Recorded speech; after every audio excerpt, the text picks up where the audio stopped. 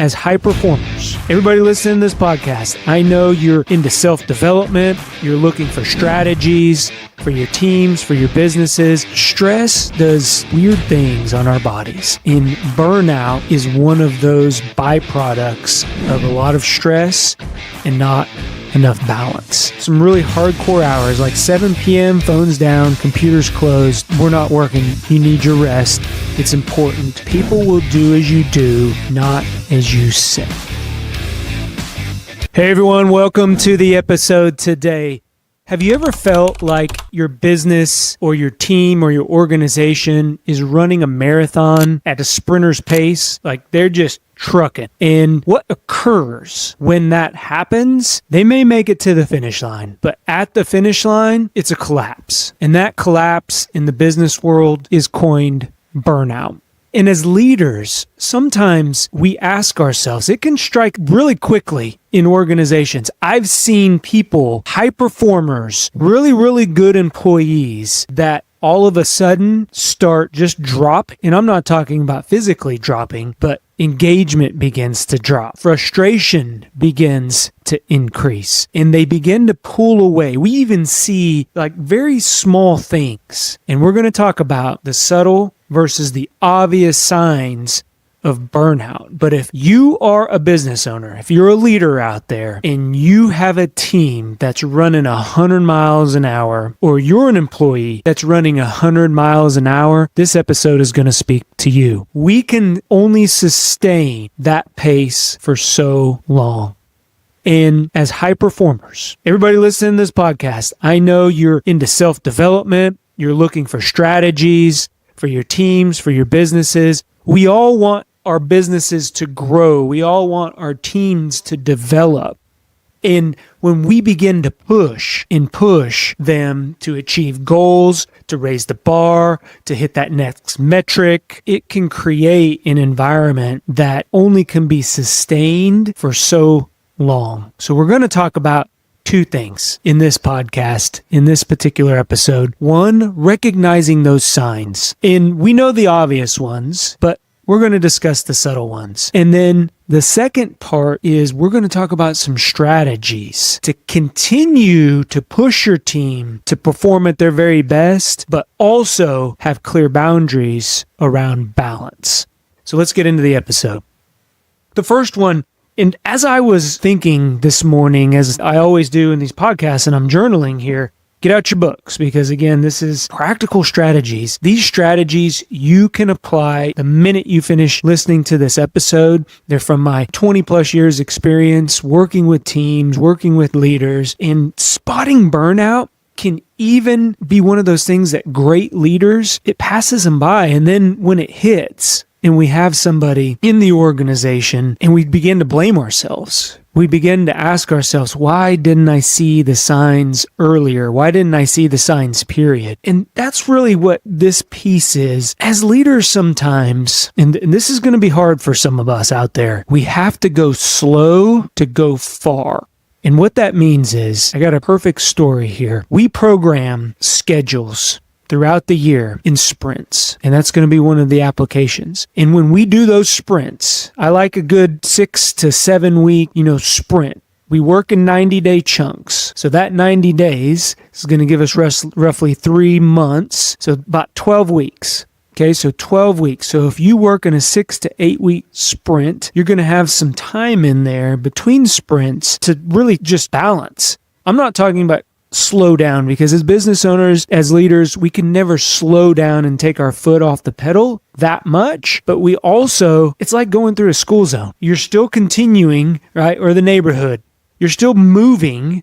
You're just more slow, more cautious, more aware of the team and the organizations. And that's what spotting burnout really is. When we talk about the subtle signs, things that even, in my early days of leadership, I was the force multiplier in a lot of cases when it came to burnout, because I was working long hours. I was showing up to, first in, last out type mentality. Nobody was going to outwork me. And I thought I was doing a healthy service to the organization, to the team, make everybody rise up. But what I was actually doing was I was modeling poor behavior. I was modeling burnout burnout behavior. And the things that began to show up was, frequent illness. I found myself, and I was healthy, I was eating, but the stress of a constant attack on our nervous systems and it can be even, and I'm not talking about like financial stress or health stress, but there is an equal and healthy amount of stress that we expose ourselves to as leaders, as business owners, as entrepreneurs, because we're always trying to provide what's the next step, trying to put together that puzzle without a picture, all of those things that we talk about. And that stress can begin to deteriorate on our health.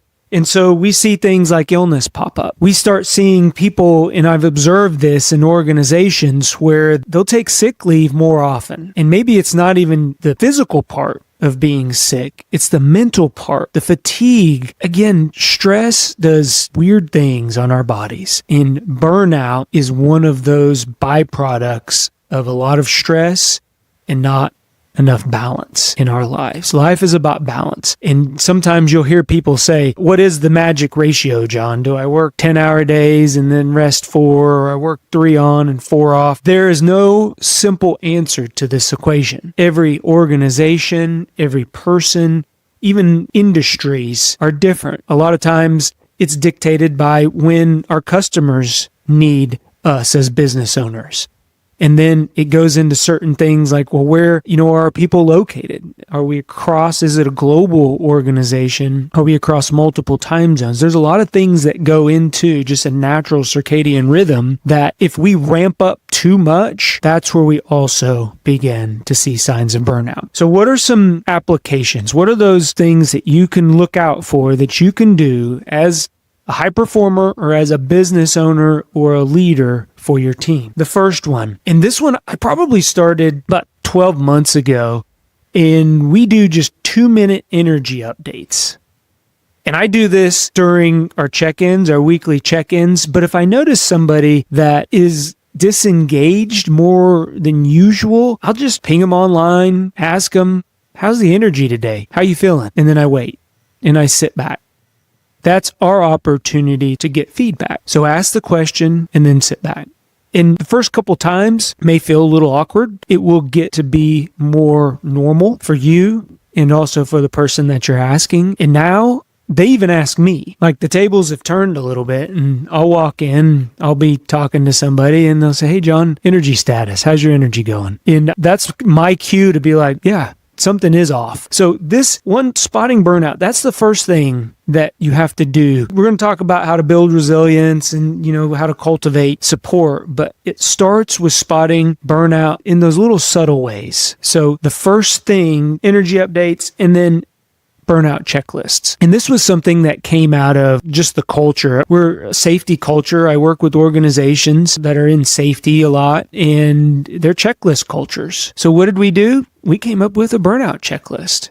And we use it. It's on a shared site. You go out there and I'll ask people, just go check it. If you check more than in our checklist, it's 4 boxes. If you check 4 or more boxes, then there's a potential that there is some burnout there. It's really served us well. And I will be sure to create or share our burnout checklist with you all down in the comments.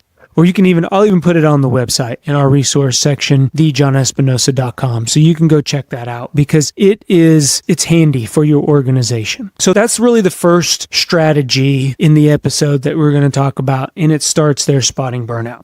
So what's the second thing that you can do? Well, when we talk about building resilience, and we discuss this especially with agile teams, because with agile teams, there's always constant movement. It feels like things are in a constant state of change or flux, or people are moving. Maybe they're shifting roles within the organization. Maybe we're surging and then we're downsizing. So agile teams, and you have to really have an agile team, especially in this day and age, because changes just come at us as leaders and as business owners so fast that we need our teams to adapt. And you do this through retaining your top talent and then hiring your top talent. So that is something that we preach, that we coach on here in Leaders Leading Leaders. It's important to have that capability to build resilience with those teams. Try it on. I want to take a quick break from the episode today to talk about a couple things. The first thing, less than 40% of our listeners are subscribed to our channel. You would be doing me a huge favor if you click on that subscribe button. It helps us grow our Go Be Great community and get this podcast out to as many people as we possibly can. The second thing, are you a small business owner that is drowning in the day-to-day operations? You're delegating tasks and you're still doing all the work. You're experiencing a high turnover. Maybe you don't have the systems and processes in place that you need to run a successful business. I invite you to go over to bjohnespinosa.com, fill out the form to see if you're the right fit. Now back to the episode.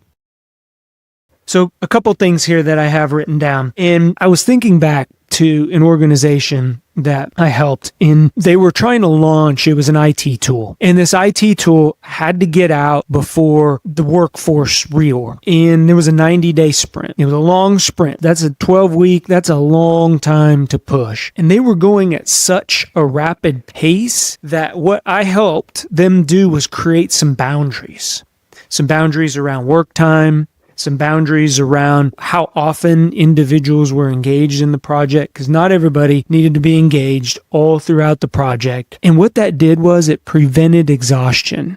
Because if you continue, as we mentioned in the intro, you're running a marathon at a sprinter's pace, it will lead to exhaustion. So boundaries, we discussed boundaries. This is our theme this year or this season for these podcasts. How important they are, and they're specifically important when you are moving at a very rapid pace. The other thing that I have written down is structure your team's flexibility. What does that look like? There's sub-teams. So in our organization, we have sub-teams that touch projects at certain points in time throughout the project lifecycle. And you may see that in organizations that show up in workflow analysis. So you break down a workflow, and there are certain inputs and outputs. There are certain times that people, have their hands on the project or on the material or whatever that looks like in your particular industry. But what that does is that allows us to begin to group like tasks and then identify points where I call them check-ins, where we can iterate, we can change the project or the product, whatever it is, through the entire project life cycle. And then we stop and we say, okay, this is our health check. How's the project going? Are there any challenges? Do you need any support? What does that look like? And the teams come together and each one of them will report out. No, I'm good. Yeah, we're having a little trouble, getting some feedback from maybe our subject matter experts or the field or our customers. Whatever that looks like, that's an opportunity for us to be flexible. So then it may have to go back through a certain process in order for it to continue on. But instead of being halfway through the project, we're identifying that in little sprints. So it allows the team to be flexible. And it also prevents us from fatigue. So here again, it's kind of like, back to our running analogy that we started out with, it's run walking. That's exactly when I think of building resilience for agile teams. It's run walking. We run for a certain amount of time, and then we walk for a certain amount of time. That technique, ultramarathons use it. 100 miles plus. Run walking is a proven technique. And why? Because we expend energy, and then we don't slow all the way down. As I mentioned earlier, we go through that school zone. We're very cautious. We're walking, and then there goes the timer. Now we're back to running. It allows the team to just really sustain a solid pace. Again, we're in it for the long haul, especially with this team that I worked with in a 12-week sprint. They needed to run walk. So what are some other applications? Breathers. I love scheduling breathers. This is like the first aid stations or your water stations. We're just going to continue on with our run analogies because it's working for this particular example here, or these strategies. But breathers. So during the water break, during your water stops, you may stop and stretch. You may stop and actually drink your water, or maybe you're a little behind schedule, so you're going to walk through the run stop. But those breathers, whatever they look like, They're programmed in. They're at certain stops. They're at certain miles, maybe 1 mile, 2 mile sprints in a marathon. And those are your opportunities for breathers. Very important to program into an organization. So John, what does a breather look like in an organization? Well, the first thing that comes to my mind is 3 days of, I mentioned earlier, just those timeouts where we do check-ins. We bring everybody in. We see how things are going. Those are breathers. It allows everybody to kind of decompress, get out their frustration. If there's frustration in the project, get out any challenges. We brainstorm those challenges. Those are breathers, because when it builds and builds and builds, that's when it begins to erupt. And that's where we see most times that burnout occur. And then establish boundaries around working hours. This is something that we can, again, as leaders, we can push. We push people quite a bit. And if people feel like they can't get all the work that we're expecting them to do in a normal, business day, whatever your business day looks like, they begin to extend hours. They do it on the front end, they do it on the back end, and pretty soon we're working 10, 12, 14-hour shifts without any breathers, and it just it's a recipe for burnout. So establish some really hardcore hours, like 7 p.m., phones down, computers closed. We're not working. You need your rest. It's important. No matter, even sometimes after a certain time, no matter if you're working or not, you're not being productive. And those are times that you need to identify and just cut off times. So an example there, application on how to build resilience. The second one, how do we cultivate the supportive culture that we want in our high-performing agile teams so that way they don't burn out? Supportive environments are essential. And one thing that I have learned is a supportive environment where people feel you truly care about them. And this isn't fluff. You will see this in very high-performing organizations. Work hard and you play hard. And that is a mentality that I've took with me throughout my professional career, and something that, again, I coach on. And I'm not talking about, when I say play hard, it's not go party. That's not what I mean. Play hard means go take a day, do an offsite to where you do some type of bonding, team building, connecting, relationship building, whatever buzzword that you want to use. In the end, it's people management. We need people in order to do the things that we want to do in our businesses. And if we stress those people out and we burn them out and we work them till the max, we're not going to be left with anybody but ourselves. And I don't care how much of a high performer you are as a business owner or a leader, there's not too many teams of one that are very successful businesses. So it's important to be supportive. It's important for us to recognize wins frequently. This is another one of those breather examples. Recognize those wins. Give them 30 minutes or 40, an hour off early even sometimes is a great way for people just to decompress. And then the leader must balance this. The leader must model the balance and the vulnerability that you have to have, and the courage to know when enough is enough. And for this, I can't really even put into words how important it is for you all as leaders and as business owners to model what you expect. Not for it to be just words. It needs to be modeled. People will do as you do, not as you say. And we see this time and time again through a lot of examples. They just expect different things than words. They want to see it. People want to understand through this behavioral observation, through observing you. That's what they're going to do. So it's very important that we model that balance and that vulnerability. In some applications here that really go to creating and cultivating this supportive environment. Peer recognition. I think it's one thing for a business owner or manager or boss or, a leader to say, hey, thank you, job well done, I appreciate everything. It's another thing for peers to do it. It's another level of appreciation. And when you see that or you hear about that occurring in the organization, it brings a smile to my face. That's when you know that the organization is healthy. And it starts with you really modeling that to your peers. And your peers could be other departments. It could be external stakeholder companies, or maybe companies that manufacture parts that you put into, your end products. Whatever that looks like, recognize people for hard work. And that gratitude is an attitude. And it's an attitude because attitudes are contagious. And when the attitude of your company, of your team is recognition, it's going to stick. I promise. And it'll begin because it's almost like looking at it from the exact opposite way. When you have a bad attitude, what happens?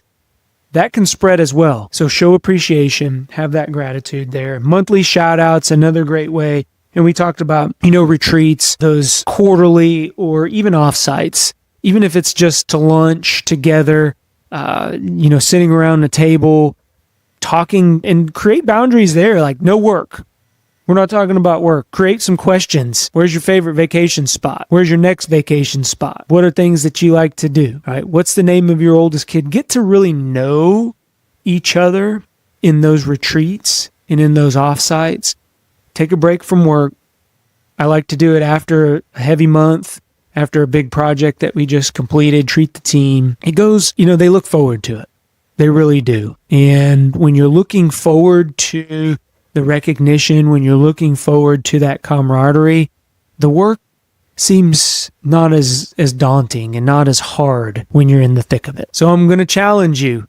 Implement one of the strategies that we talked about. Spot burnout early and create a culture that values balance, and your agile team will stay away from burnout. I believe in you. Go be great. Talk to everyone later. Bye-bye. If you like what you're hearing, do us a favor. Click on that subscribe button. Give us a thumbs up or leave a comment.